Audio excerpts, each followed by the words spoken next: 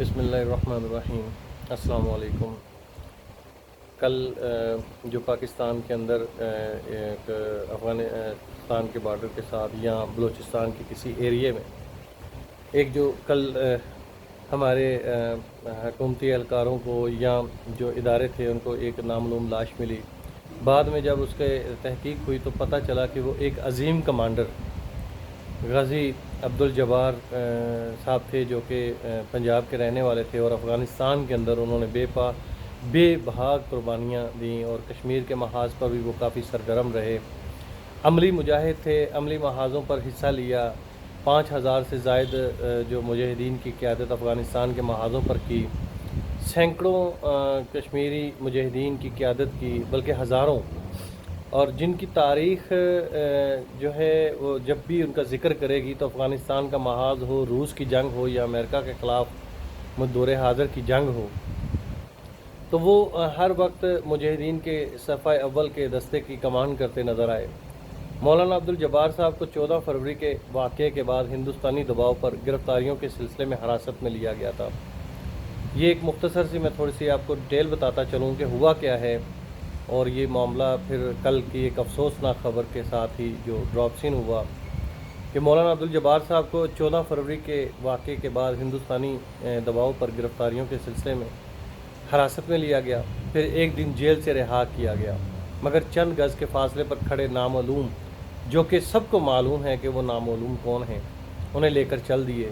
یقین تھا کہ چند ہفتوں بعد مولانا واپس آ جائیں گے، انہیں رہائی مل جائے گی، مگر کل انہیں نامعلوم، جو کہ سب کو معلوم ہے کہ وہ کون ہیں، نے ایک ویرانے میں لے جا کر قتل کر ڈالا۔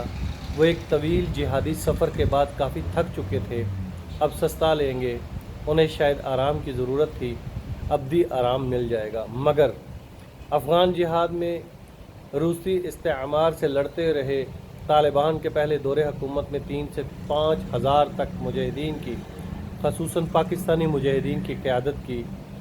امیر المومنین مولا محمد عمر مجاہد رحمۃ اللہ علیہ کے خاص میں سے تھے، 17 سال تک امیر المومنین سے وابستگی رکھی، ایک بہادر، ملنسار، عازب سمت شخصیت تھے، دور اندیش تھے، بصیرت والے تھے، لیکن افسوس کہ اپنے جہادی دوستوں نے حد درجہ ستایا، مگر صبر کی راہوں کو ترک نہیں کیا۔ میں ذاتی طور پہ گواہ ہوں کہ وزیرستان میں پاکستان کے مخالف گروپ کمانڈرز سے ملاقاتیں کرتے اور پاکستان میں کارروائیوں کو ترک کر کے افغان جہاد میں شرکت کی اپیل کرتے، گھنٹوں سمجھاتے، پاکستان کے خلاف محاذ ترک کر دو، دینی مصلحت کا لحاظ رکھو، دشمن یہی چاہتا ہے کہ پاکستان کمزور ہو۔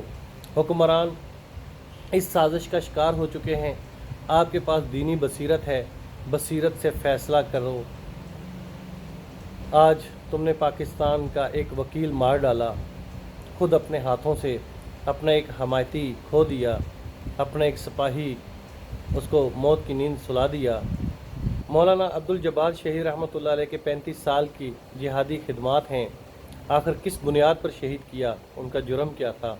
مولانا عبدالجبار شہید کا قتل یہ ان ہزاروں نوجوانوں کے قتل سے قطعی مختلف ہے جن کے ہاتھ پاؤں بندھے تھے اور وہ بہادری سے مقابلہ کرتے ماورائے عدالت جعلی مقابلوں میں قتل کر دیے گئے۔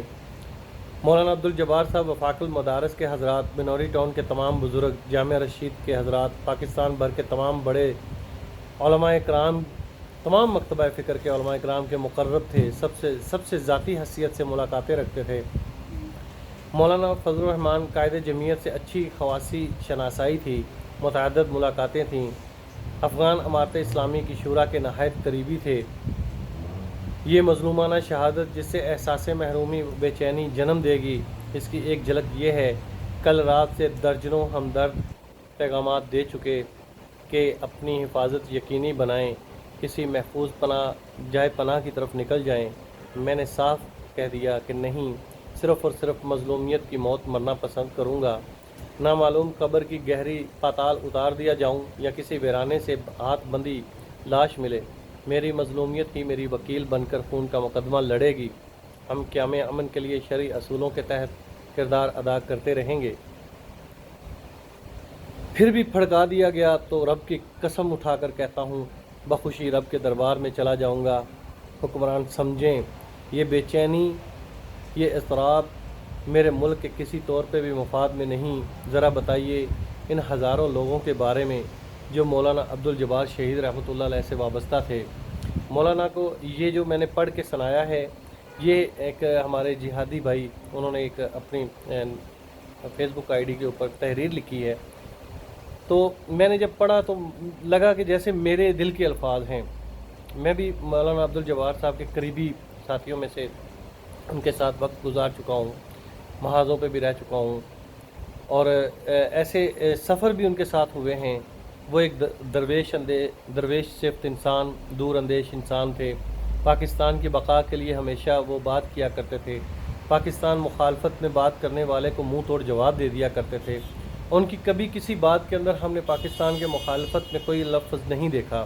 وہ جب بھی کسی میٹنگ میں یا جہادی حلقے سے یا دینی حلقے سے کوئی میٹنگ ہوتی تو اس میں سب سے پہلے پاکستان کا نعرہ لگواتے، پاکستان کی بات کرتے، پاکستان کے دفاع کی بات کرتے، پاکستان کے دشمنوں کی نشاندہی کرتے، پھر ہمیں سمجھاتے کہ جو کچھ مرضی ہو جائے پاکستان میں تمہیں عدالتوں میں لے جایا جائے گا، پاکستان میں تمہیں قید و بند کی صورتیں برداشت کرنا پڑیں گی، پاکستان میں تمہارے اوپر زمین تنگ کر دی جائے گی، پاکستان کے حکمران طرح طرح کے بیرونی دباؤ کے اندر آ کر تمہارے اور دینی حلقے کے اوپر اپنے شکنجے کسیں گے، لیکن خبردار پھر بھی کبھی بھی پاکستان کے خلاف اپنی اس صلاحیتوں کو استعمال نہ کرنا جو تم نے خالص اللہ کے دین کی سربلندی کے لیے میدان میں لڑنے کے لیے سیکھی ہیں یا حاصل کی ہیں، جو اللہ تعالیٰ نے تمہیں عطا کی ہیں۔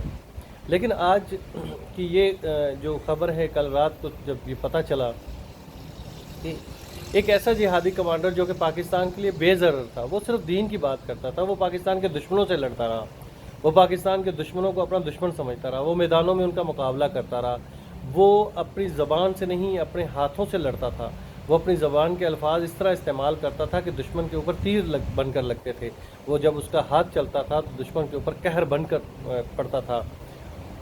حاجی صاحب جو کہ حاجی صاحب کے نام سے مشہور تھے، انہوں نے حرکت المجاہدین، حرکت الانصار، جیش محمد، پھر الفرقان کے نام سے مطلب ایک پلیٹ فارم پہ کام کرتے رہے، امیر بھی تھے، اور ایک بڑا جہادی حلقہ، بڑی شہداء کی تعداد ہے، بڑی غازیوں کی تعداد ہے، بڑی اسیروں کی تعداد ہے، جو ان کے ہم نوا ہیں، جو ان کے ہم پیالہ ہیں، جو ان کے ہم سفر رہے ہیں، اور کبھی بھی ایسے لوگ پاکستان کے مخالف نہیں تھے۔ چن چن کر محب وطن لوگوں کو ختم کیا جا رہا ہے۔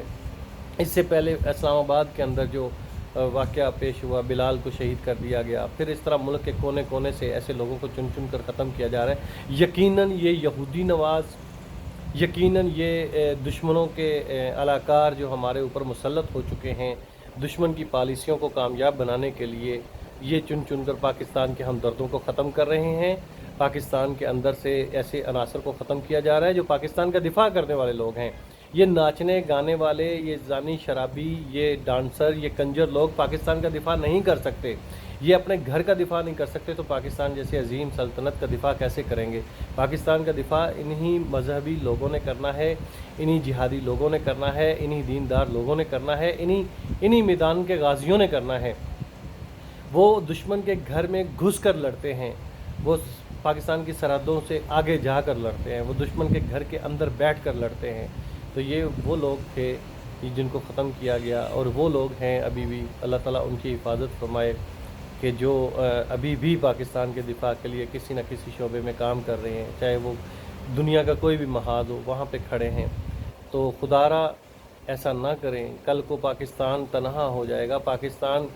پاکستان کو ڈالر نہیں بچا سکتا، پاکستان کو ایٹمی میزائل نہیں بچا سکتے، پاکستان کو اگر بچا سکتا ہے تو اللہ کی مدد اور یہ دینی لوگوں کا جذبہ۔ کچھ لوگ دینی حلقوں کو بدنام کرنے کے تلے ہوئے ہیں۔ کسی بھی قوم کو، کسی بھی معاشرے کو بگاڑنا ہے، تباہ کرنا ہے، تو اس کے اہل علم کی تذلیل کرنا شروع کر دو۔ جب وہ تذلیل ان کی شروع ہو جائے گی، جب وہ معاشرے میں جو ہے اپنی حیثیت کھو بیٹھیں گے، وہ معاشرہ تباہ ہو جائے گا، معاشرے کی اصلاح کرنے والا کوئی نہیں رہے گا، پاکستان کے اور معاشرے کے جو اس قوم کے دشمنوں سے مقابلہ کرنے والا جب کوئی نہیں رہے گا، تو تمہیں ایک تلے ہوئے کباب کی طرح دشمن آ کھائیں گے۔ نبی پاک صلی اللہ علیہ وآلہ وسلم کی حدیث مبارکہ ہے کہ ایک وقت آئے گا جب تمام دشمن مل کر امت مسلمہ پر حملہ آور ہوگا، اس وقت ان کو ایک بیماری ہوگی، ان کی تعداد ایسے ہوگی، یہ دنیا میں ایسے نظر آئیں گے جیسے سمندر کی جھاگ دور دور تک نظر آتی ہے، لیکن ان کا رعب اور دبدبہ दुश्मन के दिलों से ख़त्म कर दिया जाएगा। तो उसकी वजह क्या है? सिर्फ़ एक ही वजह है कि इनके दिलों में हुब्बुद दुनिया व कराहियतुल मौत, कि दुनिया की मोहब्बत और मौत से नफ़रत आ चुकी होगी। ये दुनियादारी को अपना चुके होंगे, अपने असली मकसद से हट चुके होंगे, ये दुनिया की झंझटों में पड़ चुके होंगे और फिर ये चुन चुन कर ख़त्म कर दिए जाएंगे। फ़लस्तीन से लेकर अफ़गानिस्तान तक मुसलमान मज़लूम बना हुआ है। फ़लस्तीन के अंदर मुसलमान मार खाए, ईरान के अंदर मुसलमान मार खाए, इराक़ के अंदर मुसलमान मार खाए, शाम के अंदर मुसलमान मार खाए, अफ़गानिस्तान के अंदर मुसलमान मर रहा है, कश्मीर के अंदर, हिंदुस्तान के अंदर मुसलमानों की इज़्ज़तें महफूज नहीं हैं। मराकश, ट्यूनिस, लीबिया, अलजायर, बहरीन, यमन, सऊदीया, तमाम के तमाम मुस्लिम ममालिक के अंदर आग लगी हुई है। आज आके पाकिस्तान बचता है तो पाकिस्तान को भी ये अपने इस घिनौने खेल का हिस्सा बनाना चाहते हैं। यहाँ भी आग लगाना चाहते हैं कि पाकिस्तान के अंदर मुहब्बे वतन पाकिस्तानी और मुहब्बे वतन इदारों के दरमियान में खला बन जाए, इनके दरमियान में एक नफ़रत की दीवार खड़ी कर दी जाए और पाकिस्तान को खा लिया जाए। ये नामुमकिन है। हमारे इदारे हमारे हैं, वो जैसा भी हैं पाकिस्तान के दिफा के लिए अपना किरदार अदा करते हैं। चंद अनासर ऐसे हैं जिन्होंने मुहब्बे वतन पाकिस्तानियों के लिए ज़िंदगी तंग कर रखी है और वो गलत फ़ैसले कर रहे हैं। खुदा के लिए अपने फैसले, उन लोगों को पहचानिए, उनके फ़ैसलों के रुकावट बने। पाकिस्तान को आने वाले मुश्किल वक्त से बचाने के लिए मुहब्बे वतन पाकिस्तानियों का साथ दें। पाकिस्तान ज़िंदाबाद, पाकिस्तान के मुहाफ़िज़ ज़िंदाबाद, दीनी इदारे ज़िंदाबाद, दीनी मुजाहिद ज़िंदाबाद, मुजाहिदीन इस्लाम ज़िंदाबाद और पूरी दुनिया के अंदर फ़ातेह बनकर यही आएंगे। माजी के मुजाहिद हैं, हाल के दहशतगर्द हैं और यही लोग मुस्तकबिल के हुक्मरान हैं। कुरान की आयात, अहादीस की रोशनी में ये मैं बात करता हूँ कि ये लोग जिनको आप आज दहशतगर्द कहते हो, ये माजी के मुजाहिद, हाल के दहशतगर्द हैं और मुस्तकबिल के यही हुक्मरान हैं। क्या तुम्हें तारीख़ से वाक़फ़ियत नहीं है? क्या तुम तारीख़ के ऊपर अपनी नज़रें नहीं जमा के बैठे हुए हो? आने वाले वक्त की पेशन गोइयों के अंदर देखो, अहादीस को देखो, रवायात को देखो, हकायात को देखो और तारीख़ को पढ़ो कि मुसलमानों के यही वो लश्कर हुक्मरान बनेंगे। इमाम मेहदी अलैहिस्सलाम क्या इमरान खान को अपना वो वज़ीर आज़म बनाएंगे? क्या ये इन लोगों को से वो यहाँ पे इलेक्शन करवाएंगे? हज़रत ईसा अलैहिस्सलाम आकर क्या जमहूरी कुव्वतों को अपने साथ मिलाएंगे? नहीं, ये वो लोग हैं जो हज़रत इमाम मेहदी अलैहिस्सलाम और हज़रत ईसा अलैहिस्सलाम के लश्कर का हिस्सा होंगे। उस वक्त ये हुक्मरान होंगे, उस वक्त ये हुक्मरान होंगे और उस वक्त इनकी हुकूमत होगी और पूरी दुनिया में इनकी हुकूमत का डंके की चोट पर ये हुकूमत कर रहे होंगे। डंका बजेगा और नारा एक ही होगा, अल जिहाद अल तारीकुना सबीलुना सबीलुना, अल जिहाद तारीकुना तारीकुना, अल किताल। तो खुदारा मुहब्बे वतन लोगों को तो चुन चुन के ना कत्ल करो। मेरी आपसे यही अपील है, गुजारिश है कि दिलों को तकलीफ़ हो रही है। कोई पाकिस्तान मुखालिफ नहीं, जो पाकिस्तान मुखालिफ हैं वो इस्लाम के भी दुश्मन हैं। चाहे वो मजहबी लबादा ओढ़ के, चाहे वो जिहादी लबादा ओढ़ के फिर रहे हों, चाहे उनकी दाढ़ियाँ बड़ी बड़ी हों, माथों पे मेहराब हों, टखनों से ऊपर शलवारें हों, सर पे अमामे हों, लेकिन अगर वो पाकिस्तान के मुखालिफ हैं तो वो इस्लाम के भी मुखालिफ हैं। लेकिन जो इस्लाम के मुखालिफ हैं वो पाकिस्तान के मुखालिफ हैं, लेकिन जो पाकिस्तान के मुहाफ़िज़ हैं वो इस्लाम के भी मुहाफ़िज़ हैं। तो पहचानो ऐसे लोगों को, ऐसे अनासर को ख़त्म ना करो जो आपके दिफा की लकीर हैं, जो आपके दिफा के जानबाज हैं, जो आपकी सरहदों के मुहाफ़िज़ हैं। इन लोगों के साथ ऐसा ना करो। तारीख़ में तुम्हें बुरा कहा जाएगा, यही लोग तारीख़ में ज़िंदा रहेंगे। ना हलाकू खां की तारीख़ है, न चंगेज़ खां को कोई याद करता है, ना कोई फ़िरौन को याद करता है, ना कोई अबू जहल को याद करता है तो इस्लाम के इन मतवालों को याद करता है। इनका हिस्ट्री में नाम है। मौलाना अब्दुल जब्बार साहब की शहादत बड़ी एक गमनाक खबर है। अल्लाह तबारक व तआला उनके घर वालों को और उनके चाहने वालों को और उनके हम रवा, हम नवा, हम प्याला, हम सफ़र, हम ख्याल, हम मकसद, हम मिशन लोगों को सब्र जमील अता फ़रमाए और उनके इस जो उन्होंने तालीमात दी हैं उनको जारी और सारी रखने की तौफ़ीक़ अता फ़रमाए।